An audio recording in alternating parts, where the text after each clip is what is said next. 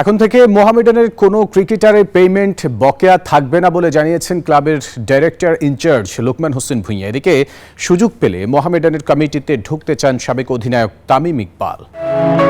জীবন মৃত্যুর সন্ধিক্ষণে মোহামেডান স্থায়ী কমিটির সদস্য মির্জা আব্বাস উন্নত চিকিৎসার জন্য নেওয়া হয়েছে সিঙ্গাপুরে। তার সুস্থতা কামনায় ক্লাব প্রাঙ্গণে দোয়া মাহফিলের আয়োজন করা হয়। এতে বিসিবির সাবেক পরিচালক মাহবুল আনাম, লোকমান হোসেন ভূঁইয়াদের পাশাপাশি উপস্থিত ছিলেন সাবেক অধিনায়ক তামিম ইকবাল। আন্তর্জাতিক ক্রিকেট থেকে বিদায় নিয়েছেন মিস্টার খান, এখন সাংগঠনিকভাবে কাজ করতে বেশ আগ্রহী। দোয়া চাইলেন মির্জা আব্বাসের জন্য।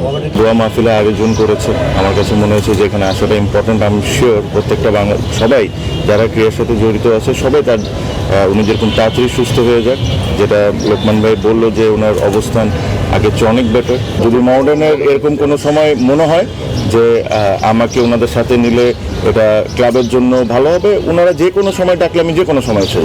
এদিকে ক্লাবের পরিচালক লোকমান হোসেন ভূঁইয়া জানান, আপাতত ফান্ডের কোনো অভাব নেই তাদের। আগামীতে মোহামেডানের কোনো খেলোয়াড়ের পেমেন্ট বকেয়া থাকবে না বলে আশ্বস্ত করেছেন তিনি। সবাইকে নিয়ে আমরা মোহামেডান ক্লাবকে আগের অতীতে ফিরিয়ে নিতে চাই এবং আপনারা যেটা বলতে দেখতে সবসময় দেখবেন ইনশাআল্লাহ। মোহামেডান ক্লাবের ভবিষ্যতে কোনোদিনও আর কোনো ফান্ড নিয়ে কোনো সমস্যা হবে না।